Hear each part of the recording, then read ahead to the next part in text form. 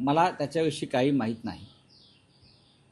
मी इतकंच सांगू शकेन की सन्माननीय उद्धव ठाकरे व सन्माननीय राज ठाकरे यांच्यामध्ये उत्तम प्रकारचा संवाद, सुसंवाद अनेक बाबतीत सुरू आहे.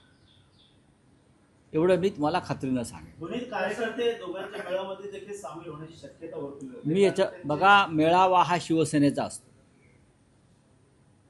दसरा मेळावा हा शिवसेनेचा असतो. माझ्या माहितीप्रमाणे राज ठाकरे यांचा एक वेगळा मेळावा गुढीपाडव्याला होतो, अशी माझी आतापर्यंतची माझी माहिती आहे. दोन स्वतंत्र पक्ष आहेत.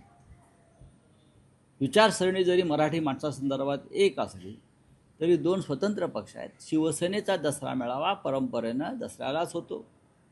शिवसेनेचे पक्षप्रमुख मार्गदर्शन करतात आणि माझ्या आतापर्यंतच्या आकलनानुसार राज ठाकरे हे गुढीपाडव्याला त्यांच्या कार्यकर्त्यांना मार्गदर्शन करतात. चीफ गेस्ट म्हणून किंवा मुख्य पाहुणे म्हणून येऊ शकतील राज ठाकरे? हे मी कसं काय सांगणार तुम्हाला? हे मी इथून सांगणं हे माननीय उद्धव ठाकरे पक्षप्रमुख ठरवतील. की मी किंवा अन्य कोणी याच्याविषयी मत व्यक्त करणं हे बरोबर नाही आणि तसं होण्याची शक्यता मला या क्षणी दिसत नाही. दोन्ही पक्ष वेगळे आहेत. दोन्ही पक्षांचे मेळावे वेगळे होतात. कार्यकर्त्यांच्या ठिकठिकाणचे जे मेळावे आपण पाहताय स्वतंत्रपणे होतात, पण नक्कीच भविष्यामध्ये राजकीयदृष्ट्या आम्ही एकत्र येऊन काम करण्यावरती आमच्यामध्ये सहमती झालेली आहे.